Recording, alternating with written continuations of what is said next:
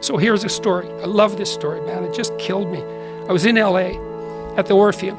And you know, it's rough downtown in LA places, around the Orpheum too. And Tammy and I, my wife, because she's traveling with me, and is a big help, by the way, we were wandering around downtown LA the morning after the talk. And so we were walking down the street, and this car pulled up beside us, and this kid hopped out. And this good-looking Latino kid, 20, 21, something like that. He jumped over, and he said, he's all excited. He said, "Are you Dr. Peterson?" I said, yeah. And he said, "I'm really, really happy to meet you. I've been watching your lectures for like a year and a half, and I've been trying to put my life together, and it's really working. I'm really doing way better. I really wanted to thank you." And so it's lovely, when you're walking down a kind of rough area, and somebody pulls up beside you and they jump out of the car to tell you how much better their life is. That's a pretty good morning. And so, but then that isn't all that happened. He ran back to his car. He said, wait a minute. He went back to his car and he got out his dad, and they came over together, and his dad was just smiling away, like a real smile, and so was the kid, and they had their arms around each other, and they said, "Look, like we've really been working on our relationship for the last year and a half, and it's going just great, and we want to thank you." And the father said something like, "I'm really happy that you got my son back to me." It's like, yes, that's what this bloody tour has been like. It's great. And everybody that's coming to these talks, that's what they're trying to do. I got 3,000 people in each audience, and what they're trying to do is figure out, how can I take maximal responsibility for my own life? How can I imbue it with the meaning that helps me withstand tragedy and suffering? How can I be a better person? And wouldn't it be great if that was of optimal benefit to my family and the community? You're getting very emotional about this. Well, it's something, Joe. Jesus, I've seen like 150,000 people in the last 2 months. And it's just one person after another saying, like, look, I was having a rough time. I'm really happy that I've been encountering what you've been talking about. I've really been trying to put things together, and it's really helping. So the question I was is pretty much that is, what is a better question for me to ask you if I'm checking in on you? Because we asked that question with good intentions. Are you happy? What's a better question for me to ask Jordan Peterson? How are you doing? How are you doing? How are you doing?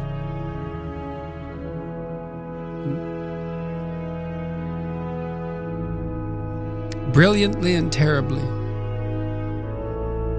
When you listen to a profound piece of music, one that sort of spans the whole emotional experience, there's this admission of a deep suffering at the same time as you get the beautiful transcendence of the music. And that's meaning, that's awful in the most fundamental sense, but you need an antidote to suffering, and it has to be deep. And deep moves you tectonically, and it's not a trivial thing. But that's better than happiness. Why did you include terribly? Well, for example, now when I go, wherever I go in the world, people come up to me, and they're usually, I wouldn't say they're happy to see me. They're often in tears, and they often have a pretty rough story to relate. They were suicidal or nihilistic or homicidal or trapped, desperate, and they tell me that real fast. And then they say, I've overcome that to a large degree, and thank you for that. And you think, well, that's really something to have that happen over and over. In some ways, you might think, well, how could anything better possibly happen to you than to have people come up to you all over the world, strangers, and open themselves up like that, like they're old friends so quickly.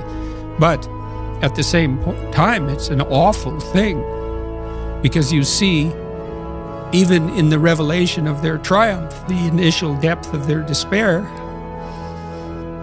So I wouldn't change that. But it's not nothing. And it's certainly not just happiness. It's better than happiness, but it's almost unbearable. Here's another thing. I spoke to David Goggins about this last year, about how I was bullied as a kid, and I was quite unpopular in school, and I was an only child, so I didn't really have many people to back me up, in the schoolyard or whatever. And I, for a long time, had a chip on my shoulder about the kids that mistreated me in school, as you might expect. And then I got toward, maybe a few years ago, and I really, really started to reflect on it and realized that so many of the things that I valued in myself or the light side of something dark that had been created during that time in school. So my complete preparedness to just spend time on my own means that I don't mind about moving out to a country where I don't know anybody and trying to make this podcast thing work, or spending hours and hours working or researching or recording podcasts or doing intros or whatever it is. Like all of those things. Not having a super tight social network as a kid meant that I wasn't beholden to anybody. Realizing not only you probably wouldn't be here if it wasn't for the things that you went through. Okay, there's step one. And then step two is, and I'm quite grateful for what I've done. And then step three would be something like, wow, I'm proud of myself for having turned something that was negative into something that's positive. But then another level above that would be, wow, so maybe I should be thankful. Yeah, right. I've been writing about the book of Job, and Job is a story of unjust suffering, fundamentally.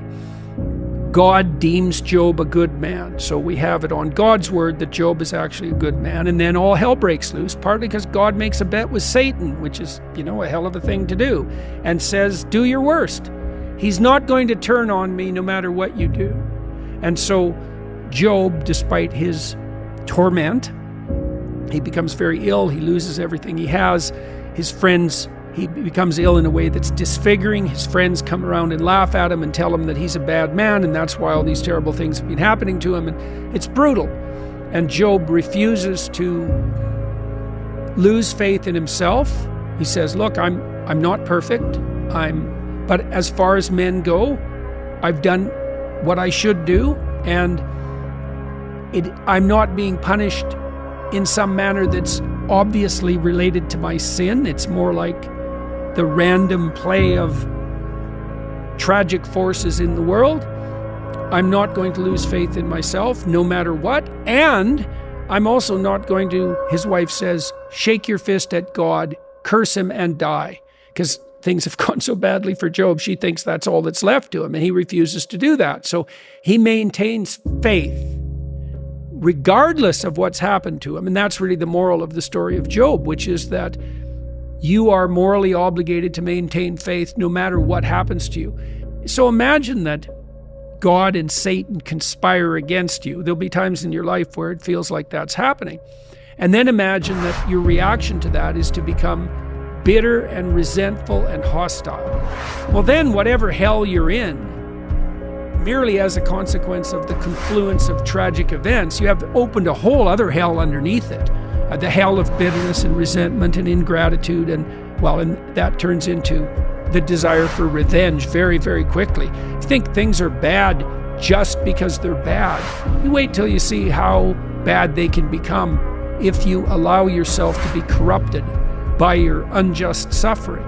And I do think that this is the most practical possible advice that can be given to people, which is that you are morally required to maintain faith, to aim up, and to treat other people the way you would want to be treated, no matter what's happened to you. You should be a monster. Because everyone says, well, you should be harmless, virtuous. You shouldn't do anyone any harm. You should sheath your competitive instinct. You shouldn't try to win. You don't want to be too aggressive. You don't want to be too assertive. You want to take a back seat and all of that. It's like, no. Wrong. You should be a monster, an absolute monster, and then you should learn how to control it. To think that there's a warrior temperament is a perfectly reasonable thing to think. I mean, there's been whole cultures, many, many cultures, who were devoted to fostering that warrior mentality, where if you weren't like that, you were the outlier. I would say that's probably true of most human cultures across most of time. We've been fortunate enough to live in relatively peaceful times, at least the vast majority of us, so the necessity for that, like right at the edges of actual warfare, is much less than it might be under other historical circumstances. But it's a deep part of many people's nature. And so the question is, what do you do with that? Well, Nietzsche observed at one point that most of what people regard as morality is just cowardice. And what he meant by that was that people don't do bad things not because they're good, but because they're afraid to do the bad things. And then when they see people do the bad things, they're actually really deeply attracted by that, because it speaks to part of them that could go beyond the rules. And that's actually a necessary part. It's a really necessary part. Like, you don't make men safe by making them weak. You make men safe, let's say, by making them strong, and then by making sure that they're disciplined. You said that a harmless man is not a good man. A good man is a very dangerous man who has that under voluntary control. How should people become more dangerous? Oh, becoming more articulate is definitely, I would say, that's the primary array of weapons. Physical prowess is something, and it's not nothing, that physical confidence that comes along with that as well. But the same thing replicated at the level of the ability to communicate and to think, and that's a way broader field of battle and opportunity. There's nothing that makes you more formidable than verbal competence, and being able to articulate, be able to think, to marshal your arguments, right? It's a battlefield metaphor. Get everything in order. Get all your information straight, to marshal your forces. And so, I mean, that's part of the reason that rap artists are so popular, especially among disaffected young men, black and white alike, because they're unbelievably articulate. I don't tell people that they're okay the way they are. No, I say, no, you could be way more than you are. And they're relieved about that, you see, because if you're in a dark and terrible place and someone says you're okay the way you are, then you don't know what to do about that. It's like, no, I'm not. I'm having a terrible time and I'm hopeless. You're okay the way you are. Well, then what? That's it? That's where I am? And what do you want to tell a young person? You're 17. You're okay the way you are. It's like, no, you're not. You got 60 years to be better. And you could be way better. You could be incomparably better across multiple dimensions. And in pursuing that better, that's where you'll find the meaning in your life. And that will give you the antidote to the suffering. Life is hard. It's tainted by malevolence and betrayal. That can make you bitter. You need a meaning to offset that. Where's the meaning to be found? Not in rights, not in impulsive pleasure, but in responsibility. You take responsibility for yourself, so you take care of yourself. If you're good at it, you have some excess left over to take care of your damn family. If you're good at both of those, then you have some excess left over to take care of your community. Those are heavy burdens. You pick up the burdens, you find that's meaningful. The best way to pick up the burden is to continually improve yourself. And that's where the meaning is to be found. And so that meaning is in the continual self-transcendence. That's letting your old self die and the new self be reborn. They took stock of themselves. They said, I'm in a dark place and I'm a dark person. And here's some things that this dark person in this dark place could do. Little things that they could actually do. I'll clean up my damn room. I'll make my bed. I don't know how many people have come and told me. It's so strange. They said, well, I started making my bed and that made all the difference. It's like, well, yeah, you decided to aim up, man. And the first concrete instantiation of that was that you made your bed. And you think, well, that's nothing heroic. It's like, no, but aiming up is heroic. That's something. And then lowering yourself to the point where you're not above the mess in your room. You know, you're not superordinate to that. You lower yourself so that you straighten up. You're grateful for what you have right in front of you and you take care of it and you put it in order. It's like all of a sudden things start to get better. I had this conversation with Robert Sapolsky, and he gave this quote to Andrew Huberman where he said, dopamine is not about the pursuit of happiness. It is about the happiness of pursuit. Right. That's definitely right. And I haven't been able to stop seeing this everywhere. So Morgan Housel, a friend, told me this great story. He is an investor. He's got a fund. He's an author. He's got a family. He's got all of these things. They plan to go away on holiday. And they've been planning it for a long time. And with the kids and the wife and him and all of his businesses, it was an arduous thing to go through to get themselves out there. And finally, they get there after the journey and the plane and the children and the crying and all of the rest of it. And he walks out on the balcony on the first night of this holiday that they've planned for forever. And his first thought to himself was, wouldn't it be great if we came back here next year? It would be so great if we could come back here next year. So literally during the supposed enjoyment of the destination, he was already thinking about the journey. And, you know, it's not the journey, it's not the destination, it's the journey is kind of trite, but it puts a new perspective on it. That there is no destination. Each destination is simply the beginning of the next journey. And I haven't not been able to see it. I see it everywhere. I see it everywhere in my own life. Happiness, as far as I can see it, sits in the gap between your expectations and reality. But the problem here is that people who have high standards often end up feeling a lack, right? How can people who strive like this avoid feeling despondent at falling short of their own high standards? I've heard you talk about the statue of David saying something like, "You are not all that you could be." Yeah. And as soon as you posit an ideal, you begin to compare yourself to that ideal. Yeah. So, well, that's a good question. I mean, the ultimate ideal is also the ultimate judge, because the ultimate ideal is something against which you fall far short. And that might be so painful that you can barely stand it. But then what you do is you two things, I suppose, is you lower the ideal and you raise your estimation of your potential. And what do I mean by lower the ideal? Well, if you're comparing yourself to someone or even to a future self, and the gap is so painful that it paralyzes you, then you've created a dragon that you don't have the tools to master. And so what you have to do is you have to scale the dragon down to size. And you want to scale the dragon down to size until it's a size that you are willing to move toward. To those who have everything, more will be given, and from those who have nothing, everything will be taken. Talking about the individual, one of the things that I see holding people back is comfort. So it's easy to get life to a stage where it's not that bad, but it's not that good either. At least when you have a full-on breakdown, there's only one way to go, right? You're only going to go up from there. But I think it's possible to wallow for years in a just about passable life, right? Sedated by comfort. And I see this temptation in myself as well, to give up the good for the great. What would you say to people who are trying to escape this curse of mediocrity? Well, if you're satisfied with it in some fundamental sense, I mean, there's something to be said, I suppose, for walling off of private space for yourself if you can maintain it, and detaching yourself to some degree from the troubles of the world and maintaining your own little private garden. The problem with that is the snakes tend to seep in from the outside, right? It's pretty difficult to wall yourself off in any real sense from the concerns of the world. So it isn't clear to me that that's a viable solution. It also means that you might justify to yourself lack of civic engagement. You know, I shouldn't go to church. I shouldn't take part in the political process because it's all so corrupt. I should hide myself from all the annoying noise that's generated constantly on the media front. And I have some sympathy for that viewpoint, but I don't believe it's really possible, because you can't have a walled garden independently of the health of the broader society. It's just not possible. Maybe you can have it for a very short period of time,